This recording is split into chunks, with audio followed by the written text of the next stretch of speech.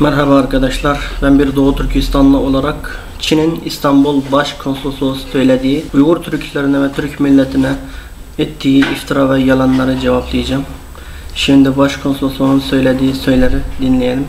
Asla renkli gözlüğüyle başkasına bakmayın.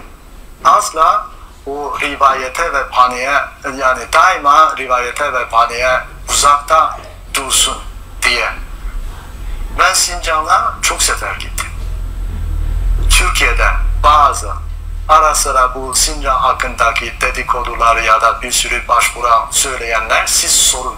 Onlar Sincan'a gitti mi? Şimdi diyeceğim, sen Doğu Türkistan'a birkaç sefer gitmişsin. Biz hayatımız boyunca Doğu Türkistan'da yaşamışız. Oradaki akrabalarımızı öldürmüşsünüzdür. Şu an diyorsun mesela Doğu Türkistan'da gitmeyenler bilmez. Mesela Doğu Türkistan'dan gelen binlerce insan var. Ben Doğu Türkistanlıyım. Turfanşehir Singim köyünün Cayhoca mahallesinde benim arkadaşım Ekrem Kerem Kur'an öğrendiği için 8 senelik hefse attınız. Zaten sizin hefse attığınız insanlar hayat çıkamıyor. Bir arkadaşım da Yusuf İli. Bu arkadaşımı Kur'an öğrendiği için bunu da hefse attınız. Ondan sonra 2 sene sonra onun içki organlarını çıkartıp şehit ettiniz. Onun babası ise şu an aklını yitirmiş durumda. Ondan sonra orada bizim mahallede Kur'an öğreten hocamız Abdurrahman Mahmut ve onun tüm ailesini hapse attınız.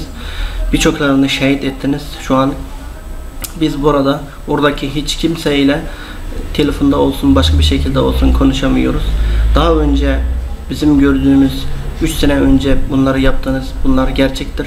Bunları siz cevaplayın. Doğu Türkistan'da ne için Türk bayrağını yasakladınız? Ne için Türkçeyi yasakladınız? Ne için oradaki insanlar Türkiye'de ve başka ülkelerde ne olup olmadığını haberdar olamıyor? Ne için orada Türk dizilerini izleyemiyor? Ve başka bir türlü Uygur Türklerinin tarihiyle ilgili hiçbir dizi ve haberini orada haberdar olma imkanı vermediniz. Hepsini yasakladınız. Bunu cevaplayın. Siz şimdi söylüyorsunuz, oraya gitmediğiniz için bilmiyorsunuz. Zaten buradaki Türk kardeşlerimiz Doğu Türkistan'a gitmek istese de siz izin vermiyorsunuz ki. Nasıl gelecek? Vize vermiyorsunuz ki, ikamet vermiyorsunuz ki. Çoğu gitmedi. Çünkü ben kim olduğunu biliyorum. Orada gitmeyen biri mi inanıyorsunuz? Bizden mi? Bir hükümetinin şeyi mi inanıyorum? Ben bir şey yanında. Zaten senin zerre kadar bir insanlığın varsa gerçekleri konuşuyorsun. Şimdi burada Türk milleti herkes biliyor. Doğu Türkistan'a gitme imkanı hiç kimsenin imkanı yok. İçin parası, eğer isterseniz kameramızı yaklaştıralım. İçinde 5 etnik grubunun yazısı yazıyor. İçinde Uygurca da var. 70 sene önce yaptığınız bu para, 70 sene önce Doğu Türkistan'da birçok insanlar var. Türkiye ile ve başka ülkelerle ilişkileri var. Birçok insanlarımızın size karşı eylem yapmasından korktuğunuz için böyle bir şeyler yaptınız. 70 sene önce yaptığınız şeyi şimdi konuşuyorsunuz. Benim kız kardeşim Rızvangül Ahmet şu an nerede? Babamı toplama kampına attınız. Rızvangül kardeşimi ne için bizimle irtibata olmasını izin vermiyorsunuz? Pasaportunu ne için aldınız? Ne için Türkiye'ye gelemiyor? O zaman benim kız kardeşim 15 yaşındaki Rızvangül'ü Türkiye'ye gelmesine izin ver. Annem de zaten burada.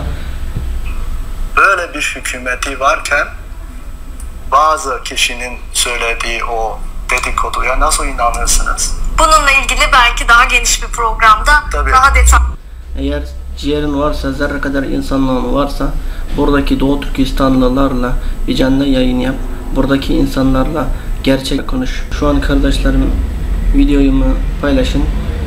Çin konsolosluğu Doğu Türkistanlılarla bir sohbet etsin, gerçekleri konuşsun. Neden buradaki binlerce insan kendi ailesiyle hiçbir şekilde konuşamıyor?